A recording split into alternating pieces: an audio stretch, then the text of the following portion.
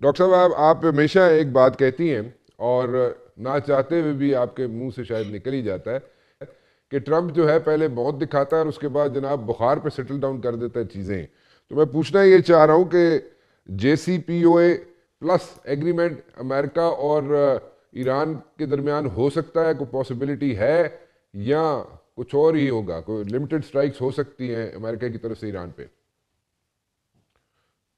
Limited strikes की possibility high है। लेकिन और उसकी सिर्फ ये वजह नहीं है कि ट्रम्प का ईरान के साथ या अमेरिका का ईरान के साथ क्या स्टैंड ऑफ है। उसकी एक डोमेस्टिक डायमेंशन भी है, और वो डोमेस्टिक डायमेंशन ये है कि कांग्रेस के मिड टर्म इलेक्शंस आने वाले हैं। और जाहिर है ट्रम्प ने ये कैटेगोरिकली कहा है कि अगर रिपब्लिकन्स ये इलेक्शंस हारे तो अमेरिका हारेगा।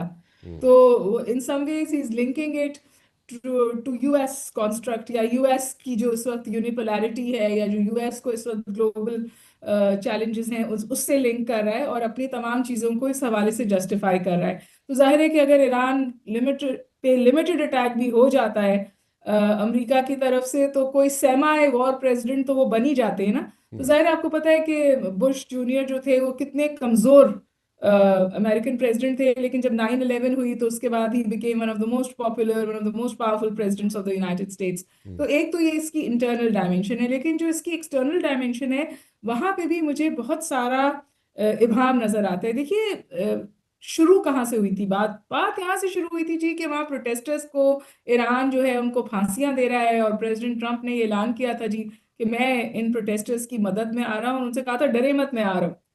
And then he backed off, जो भी रीजन हुआ। हम्म। मिडल ईस्टर्न कंट्रीज बीच में पड़ी, जो उनके अपने लोगों ने, सेंटकॉम ने, दूसरे लोगों ने उन्हें इसके खिलाफ मशवरा दिया, बट ही बैक्ड ऑफ। उस वक्त भी मेरे ख्याल है मैंने आप ही के साथ एक शो किया था, और हमने कहा था कि क्या ये बैक ऑफ हुआ है या ये स्ट्रैटेजिक पॉज है। हम्म। तो लग तो ऐसा रहा है कि ये स्ट्रैटेजिक पॉज है, और अब वो ज्यादा तैयारी से, ज्यादा हार्ड पोस्चरिंग के साथ, tangible evidence of carriers in the regional waters के साथ वापस आए हैं हम्म। ईरान को धमकाने के लिए, हम्म। अगर ये धमकी है तो।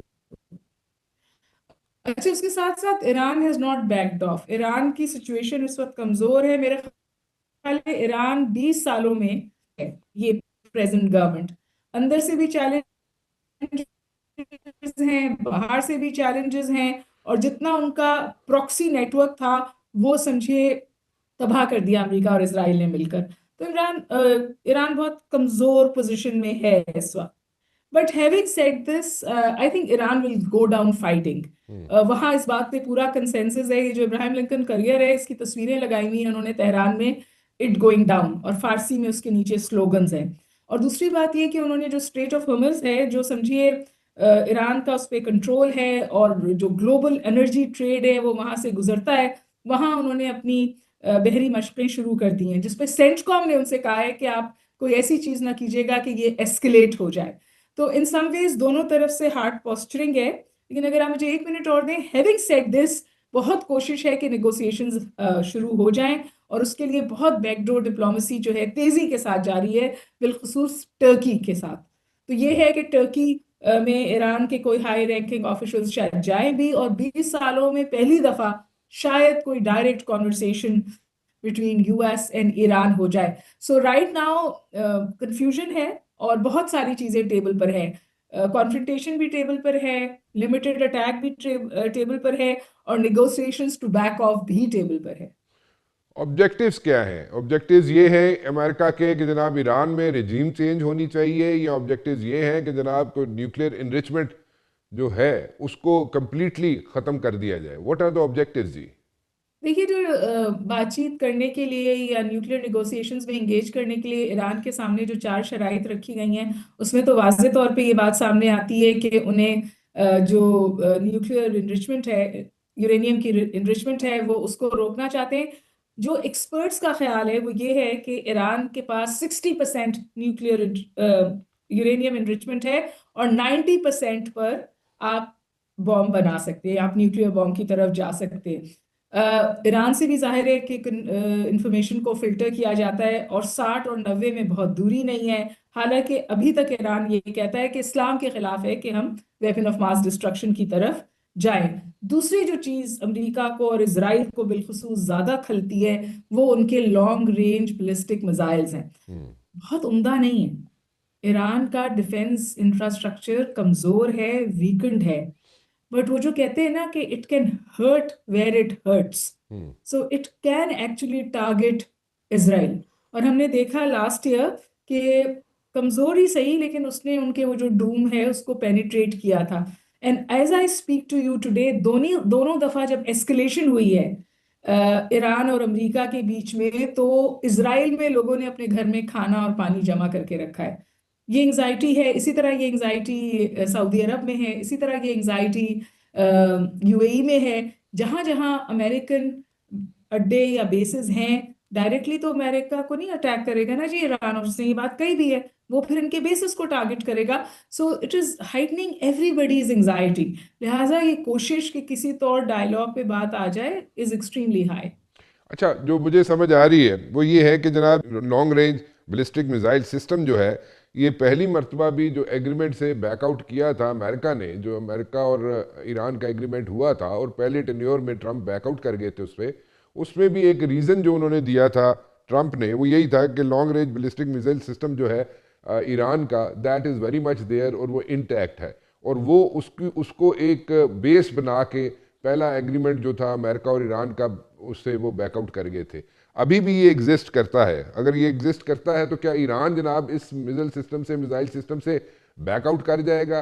क्या उसको को लिखत पढ़त हो देगी उसकी, को लिख के दे देगा, कोई एग्रीमेंट कर देगा कि नहीं जी मैं ये सारा मिसाइल सिस्टम जो है इसको, इससे मैं बैकआउट करता हूँ, या इसको मैं फॉर दैट मैटर ना शेल्फ कर देता हूँ? देखिए, जिस तरह की दुनिया में हम इस वक्त रह रहे हैं ना, जो कंप्लीट डिसऑर्डर है, जिसको जो कनेडियन प्राइम मिनिस्टर है, तो उसने तो कहा कि ऑर्डर रप्चर हो गया है, अब हम्म। नया ऑर्डर आएगा। तो उस ऑर्डर में तो ये सुसाइडल होगा कि ईरान इस बात पे अग्री कर ले कि वो यूरेनियम एनरिचमेंट भी नहीं करेगा, और वो अपना long range ballistic missile shelf कर देगा उस प्रोग्राम को। यही चार शराइत रखी गई हैं, और जिन शराइत को ईरान ने मानने से इनकार किया है। हम्म। और फिर देखिए, ये कोई बाइनरी सिचुएशन नहीं है between Iran and United States of America. सऊदी अरब और यूएई जो अमेरिकन इत्तेहादी हैं, उन्होंने अपनी बका के लिए अपनी एयर स्पेस को इस्तेमाल करने की इजाज़त देने से इनकार किया है। उसके साथ साथ ये समझना कि इस पूरी सिचुएशन में रशिया और चाइना बिल्कुल लाताल्लुक रहेंगे इरानियन सिचुएशन से, ये मेरा ख्याल है कि ज़रा खाम ख्याली है। हो सकता है कि खामोशी से सपोर्ट आए, क्वाइटली आए, बैक चैनल से आए, लेकिन सपोर्ट आएगी। चाइना की तरफ से तो उनको लास्ट टाइम भी सपोर्ट आई थी, जब उन्होंने इंटरनेट को ब्लॉक करने में ईरान की मदद की थी, जब अमेरिका उसे रिस्टोर करना चाह रहा था। और ये बात तो वाजह है कि रशिया तो उनको मिसाइल सपोर्ट भी दे सकता है, बिल्कुल इसी तरह जिस तरह यूक्रेन वॉर में ईरान उन्हें सपोर्ट कर रहा है। तो ये जो एक पूरी इक्वेशन है ग्लोबल साउथ की, ये अब इन्वॉल्व हो रही है।